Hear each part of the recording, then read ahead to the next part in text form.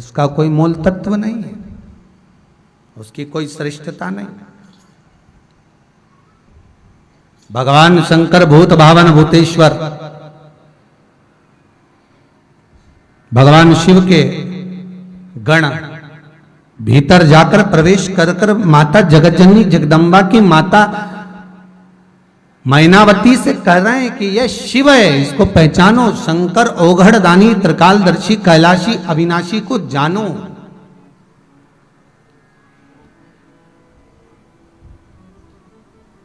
ये कोई साधारण नहीं है मेरा, क्योंकि मैनावती अपनी पुत्री को बहुत समझा रही है। मैनावती अपनी बेटी से बहुत कह रही है कि तुम गलत कर रही हो, विवाह मत करो, तुम जानती नहीं हो भोलेनाथ जी का क्या उम्र होगी, कैसे होंगे, कहां रहोगी, गुफा में प्रवेश कर कर रहते हैं। समझा? पर नहीं, कि शिव तो ठहरे कैलाशी, हरि घोरा पछताओगी, और बूढ़े जोगी के संग में तुम कैसे रहे पाओगी। खूब समझाया जा रहा है, खूब कहा जा रहा है, पर मन, दिल, हृदय, चित्त, वृत्ति जब शिव से लग जाती है तो फिर कुछ अच्छा लगता है। कि खानो नहीं भावे, मरने पीनो नहीं भावे रे, दौड़ दौड़ मन सत्संग जावे रे। कि मैं तो शिव की दीवानी ऐसी हो गई रे, सपनों में आवे मारा कांवड़िया। मेरे शंकर मेरे स्वप्न में भी सम्मुख आकर नजर आता है, सामने दिखता है। शिव कथा कह रहे, बंधन में हम बंधे रहे। मां पार्वती भगवान शंकर के साथ में आनंद से विराजमान होती हैं। मंगल विवाह शिव और पार्वती का होता है। और ध्यान देना, केवल अकेले माता पार्वती जितनी साधना करी है, उतनी साधना उससे ज्यादा माता पार्वती की बड़ी बहन गंगा ने करी है।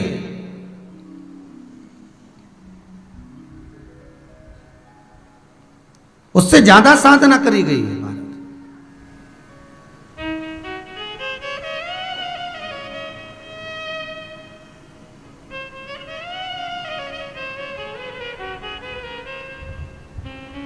जैसे कुंभकर्ण की धर्मपत्नी करकटी, जो पाताल में जाकर वासुकी नाग से पूछकर कहती है कि मैं आराधना किसकी करूं, क्योंकि अगर मेरे पुत्र को, मैं जानती हूं कि राक्षस प्रवृत्ति का पैदा होगा, राक्षस होगा, क्योंकि कुंभकर्ण का बेटा है, राक्षस होगा, पर इसकी गति सुधारने के लिए मैं चाहती हूं कि देवाधिदेव महादेव स्वयं इसके प्राणों को हरे, तो तुम्हें जानू।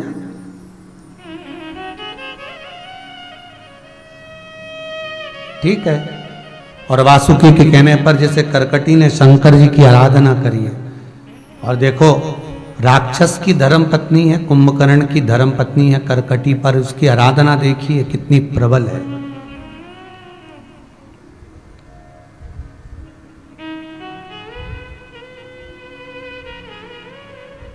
काट्य देश जहां की ये रहने वाली थी, भ्रमण कर रही थी। एक बार कुंभकर्ण जा रहे थे और कुंभकर्ण भगवान ब्रह्मा से वर प्राप्त कर कर जा रहे थे।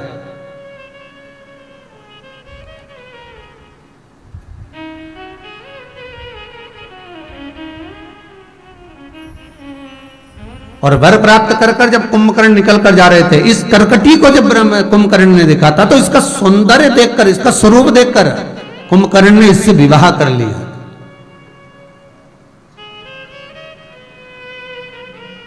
पर लंकेश को बताया नहीं था कि मैंने विवाह कर लिया, इसलिए इसको यहीं पर छोड़ गए थे।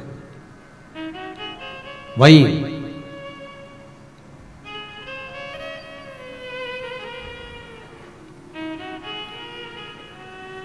उस पर्वत का नाम था सहाद्री पर्वत। कौन सा पर्वत था? सहाद्री पर्वत, जिस पर कुंभकर्ण अपनी धर्म पत्नी करकटी को छोड़कर गए थे।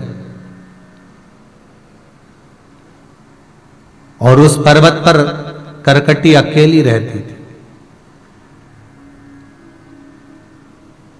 पूरे सहाद्री पर्वत पर करकटी कुंवारी अवस्था में जब करकट नरेश के यहां निवास करी, तभी भी उसने आराधना, बस ये है कि उस समय पर उसने किसी देवी की आराधना करी थी। और हो सकता है, हमारा हिंदू धर्म, हमारा शास्त्र कहता है तो देवी तो अनेक प्रकार की होती है। कोई, अब कितनी देवियां, सबकी कुल देवियां अलग अलग होती हैं, कोई की कोई नाम, कोई का कोई नाम, कोई का कोई नाम। तो हो सकता है किसी देवी की आराधना, पर हम ये मानते हैं कोई भी देवी की आराधना करी, पर होगी तो वो पार्वती ही होती, मां जगदम्बाई, मां जगत जननी, मां दुर्गा। रूप भले अलग हो, स्वरूप भले अलग हो।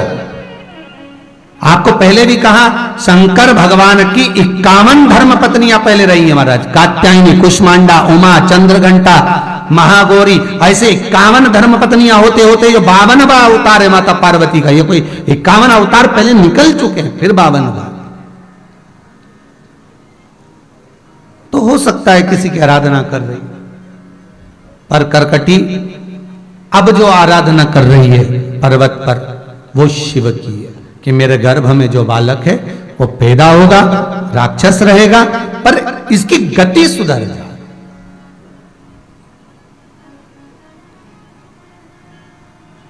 आप लोगों ने कभी कोई व्यवस्था सोची है आपकी आखिरी की?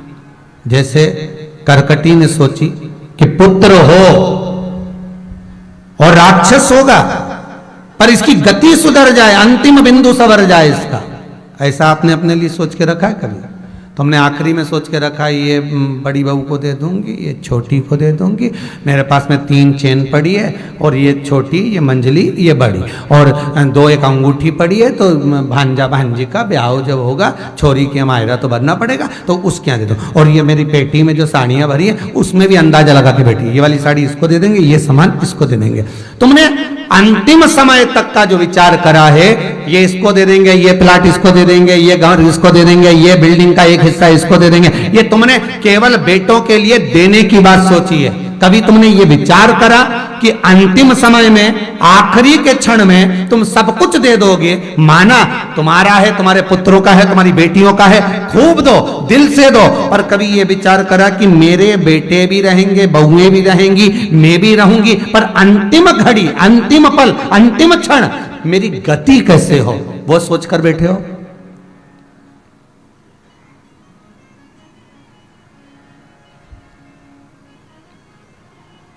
बस ये तो तुमने विचार कर लिया कि ये देना है, ये देना है, ये देना, पर अंतिम क्षण कैसा, आखिरी का जो पल हो, आखिरी की जो गति हो, वो कैसे?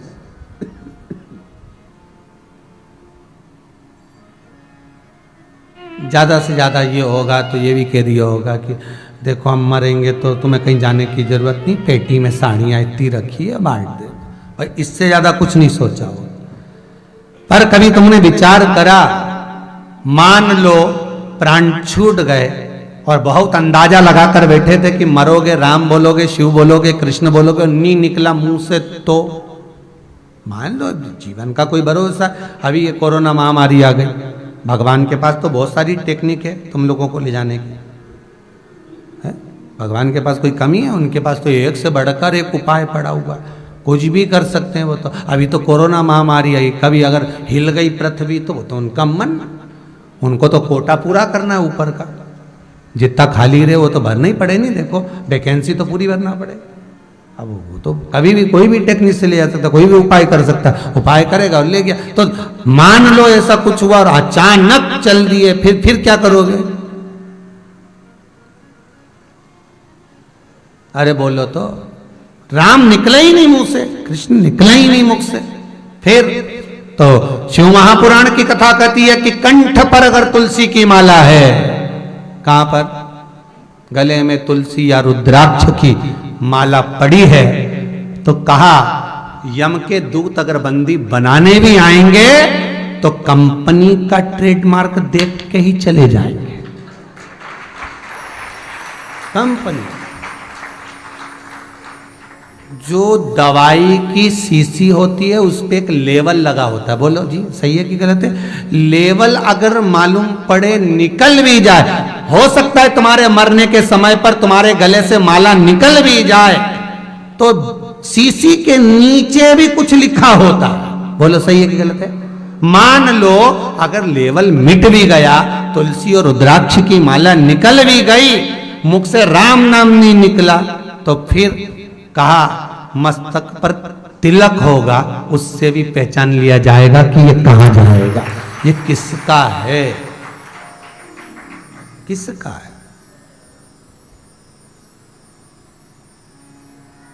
अंतिम बिंदु सुधार,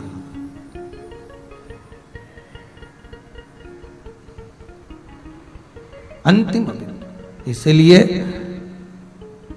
जितने भी देवी देवता हैं ये कंपनी का तिलक लगाते हैं, ब्रांड।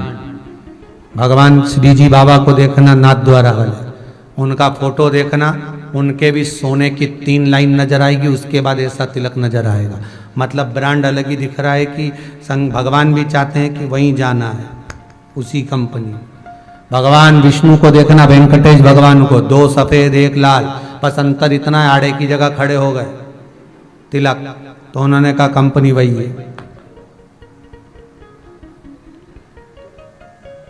पंडरीनाथ का दर्शन करना वही नजर आए, ब्रह्मा जी का दर्शन करना वही नजर आएगा, इंद्र का दर्शन करना वही नजर आएगा। सत्यम शिवम सुंदरम, वो 3 रेखाएं बस सब जानते हैं कि एक कंपनी ऐसी हो जिस कंपनी, कभी कभी बल्ब जो होते हैं ना वो CFL का गड़बड़ हो जाता है तो उस पर तारीख लिखी होती है, वही कंपनी में वापिस हो जाता है। हो सकता है हमारे मुख से राम नहीं निकला, कृष्ण नहीं निकला, शिव नहीं निकला, अंतिम समय में हमारे प्राण जब छूटे तो हो सकता है हम भजन नहीं कर पाए, हम माला भी नहीं पहन पाए। तो अगर घट पर मस्तिष्क पर तिलक होगा तो कंपनी की पहचान हो जाएगी कि हम कौन सी कंपनी में जाने वाले हैं, अंतिम बिंदु में हम कहां पहुंचने वाले।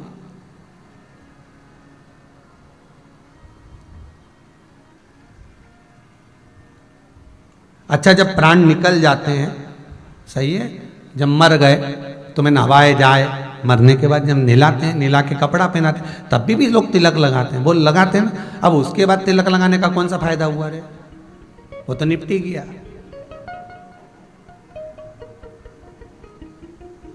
अरे बोलो तो, अब उसको तिलक,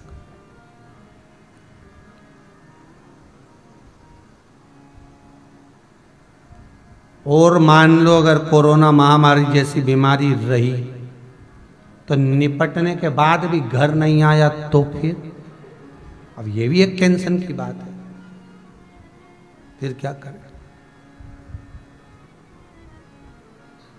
चले गया। पर इतना मौका तो भगवान भी देता है ऐसा कि अगर बीमारी ने घेर लिया है, लग रहा है कि बीमारी घेरी हुई है, तो इतना मौका तो भगवान भी देता है और कहता है कि अब थोड़ा थोड़ा नाम जाप चालू कर दो। समय का कोई भरोसा नहीं, कोई भरोसा, जपो, नाम स्मरण करते। कलयुग केवल नाम आधारा, सुमर सुमर नर उतरहि पारा। इस कली काल में, संसार सागर में भगवान के नाम का जो महत्व है, भगवान के नाम का जो आनंद है, उसको नहीं छोड़ना, उसको जपो।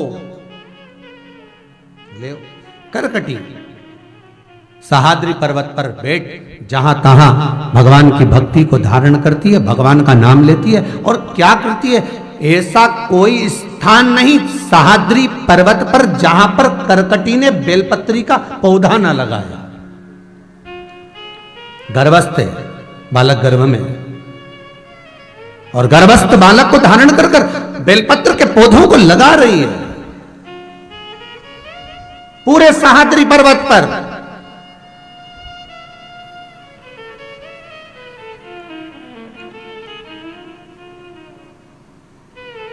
जहां तहां पर, हर जगह पर बस वो पौधा लगा रही है। कहते हैं एक बार करकटी बैठी थी, बेलपत्री के वृक्ष के नीचे बैठकर करकटी का जब उदर में कष्ट उत्पन्न हुआ, बालक का प्रसव का समय आया। कुंभकर्ण का लड़का पुत्र भीमा पैदा हो रहा था।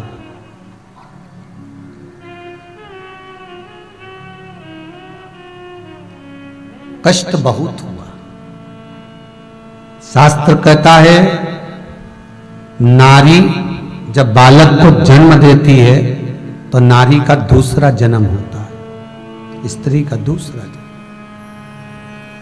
बहुत कष्ट था करकटी को।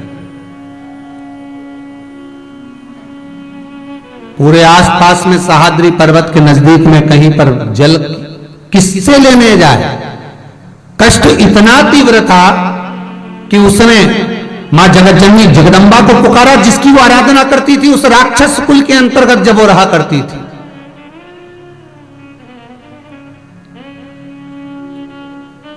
मां बहुत प्यास लगी है और मैंने जिसकी आराधना कुंवारी अवस्था में करी वो मां मुझे जल दे।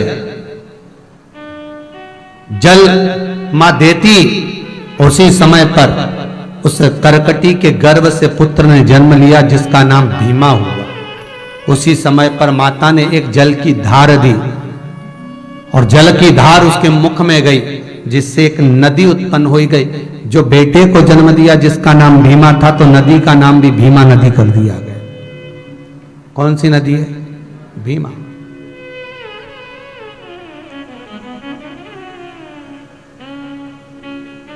अब वो भीमा नदी मां जगदम्बा दुर्गा भवानी से निवेदन करती है कि आपने इस राक्षसी के लिए मुझे प्रकट कर लिया, इस राक्षसी के लिए मुझे प्रकट करा है आपने। मेरी एक गंगा की तरंग हूं, धारा हूं, और यहां आई हूं, आपके कहने पर आई हूं, आपने प्रकट करा है मुझे। किस लिए, क्यों? मां जगतजननी जगदम्बा कहती है कि ये जल पीना चाहती है, इसको जल चाहिए। भले ही ये राक्षसी है पर भजन तो शिव का ही कर रही है ना, आराधना तो कर रही है। देव जल।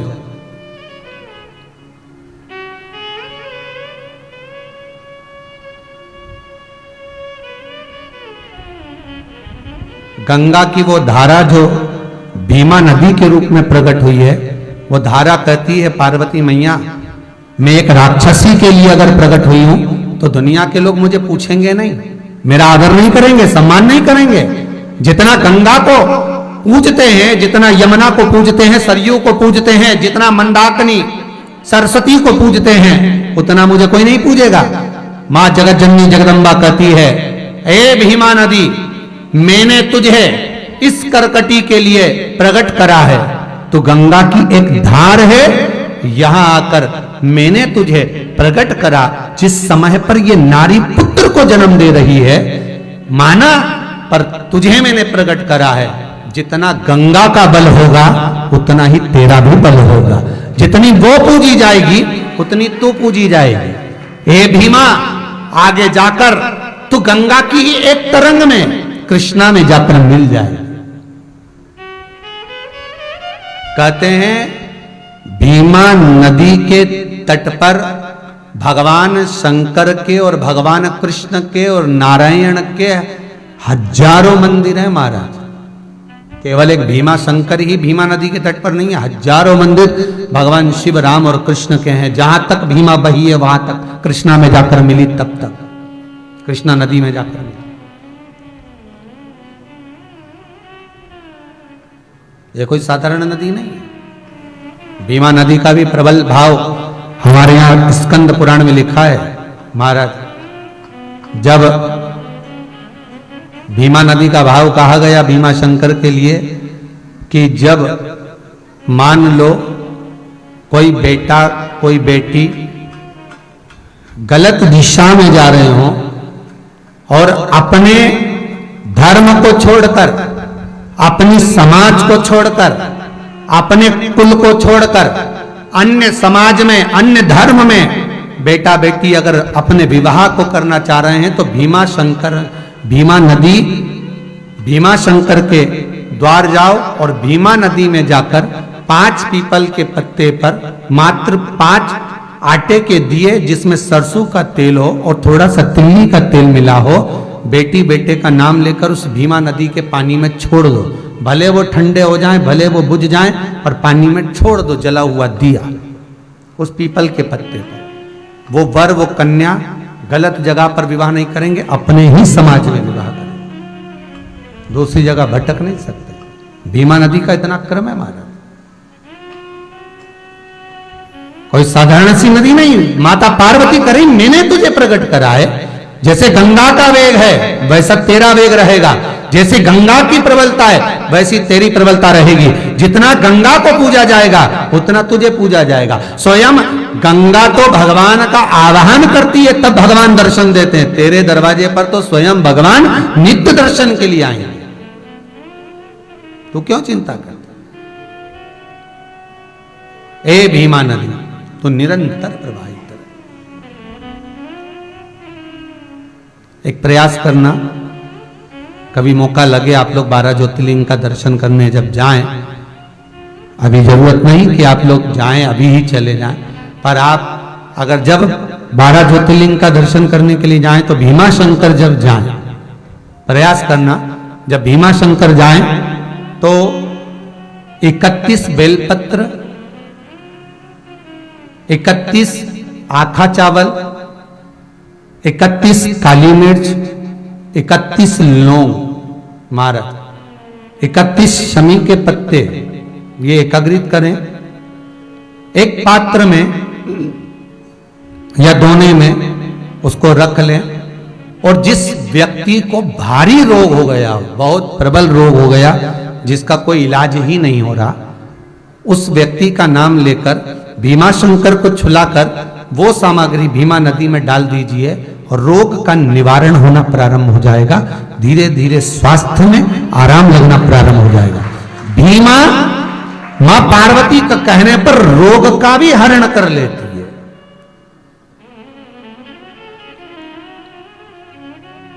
वो भीमा जैसे आपको पहले कथा में कहा था, यदि आपने करमाला की कथा सुनी होगी, करमाला महाराष्ट्र में जब कथा बाची थी तो उसमें चंद्रभागा नदी का वर्णन किया था, जिनके तट पर भगवान विष्णु, भारत की भूमि पर केवल एक भगवान विष्णु का मंदिर ऐसा है पूरे भारत में जिनके सिर पर शिवलिंग है, वो पंढरपुर के हरि विठ्ठल है, जिनको वारकरी संप्रदाय के लोग आषाढ़ी एकादशी पर विठ्ठल विठ्ठल पांडुरंगा कहते कहते पहुंचते हैं दर्शन के। पूरी दुनिया में एक मंदिर हरि विठ्ठल का, जिनके मस्तक पर शिवलिंग है, माथे पर शिवलिंग विराजा है। तो चंद्रभागा नदी के तट पर वो शिवलिंग, वो भगवान पांडुरंगा विराजे हैं। तो चंद्रभागा का वर्णन किया गया था कि उनके पिता का नाम, उनकी माता का नाम, उनका स्मरण अगर कभी आपने नहीं सुना हो तो करमाला वाली कथा को निकालना और एक बार उसको अच्छे से सुनना। चंद्रभागा नदी का एक एक व्याख्यान वर्णन उसमें किया गया। जैसे भीमा का आनंद है वैसे वो चंद्रभागा का भी एक आनंद मारा। तो बालक जन्म लेने के बाद निरंतर नित्य माता को देखता, माँ क्या कर रही है, और माँ से कभी उसने ये नहीं पूछा कि पिता कहाँ है, पिता कहाँ चले गए, पर वो बस माता को देखता है कि माँ बेलपत्री को रोपित करती है और पूजन करती है, जल चढ़ाती है। शास्त्र कहता है बेलपत्र के नीचे भी जो जल चढ़ाया गया वो शिव को ही प्राप्त हुआ, शंकर को ही मिला, वो जल चढ़ा रहे। और शिव की आराधना में महाराज, शंकर की आराधना में निरंतर डूबी रहती है। शिव की आराधना में हर पल भगवान शंकर से निवेदन करती रहती है। भगवान शिव की आराधना में निरंतर डूबी रहती है।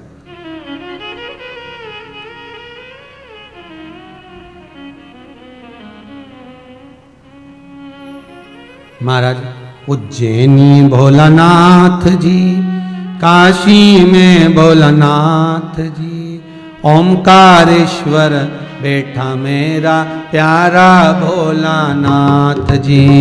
उज्जैनी भोलानाथ जी, काशी भोलानाथ जी, ओमकारेश्वर बैठा मिलता भाव से कहिए। उज्जैनी भोलानाथ जी, काशी में भोलानाथ जी, ओमकारेश्वर बैठा मिलता प्यारा भोलानाथ जी। उज्जैनी भोलानाथ जी, काशी भोलानाथ जी, ओमकारेश्वर में विराजे मेरे भोलेनाथ हो।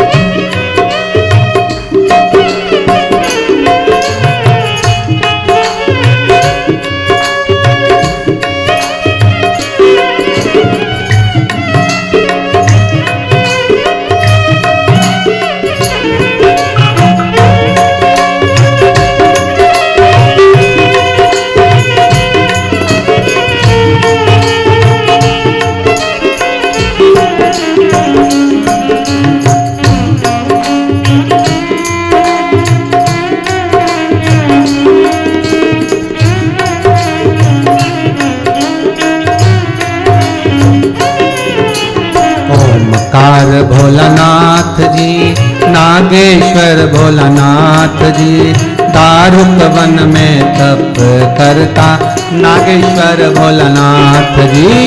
ओमकार भोलानाथ जी, नागेश्वर भोलानाथ जी, दारुक वन में तप करता नागेश्वर भोलानाथ जी। काशी में भोलानाथ जी, उज्जैनी भोलानाथ जी, छिपरा जी के तट पर बैठा महाकाल भोलानाथ जी।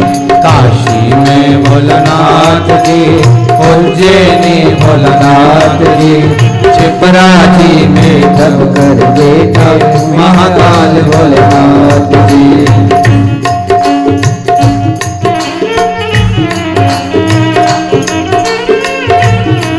आओ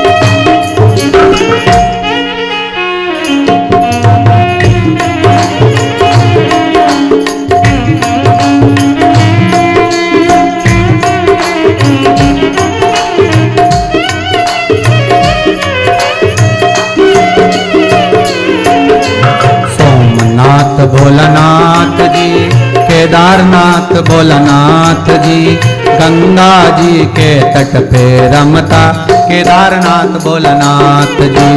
सोमनाथ भोलानाथ जी, केदारनाथ भोलानाथ जी, गंगा जी के तट पे रमता केदारनाथ भोलानाथ जी। ओ काशी में भोलानाथ जी, उज्जैनी भोलानाथ जी, छिपरा जी के तट पे रमता महाकाल भोलानाथ जी। काशी में भोलानाथ जी, उज्जैनी भोलानाथ जी, छिपरा जी के तट पर रमता महाकाल भोलानाथ जी। ओ छिपरा जी के तट पे बैठा महाकाल भोलानाथ जी। छिपरा जी के तट पर बैठे महाकाल भोलानाथ। हर हर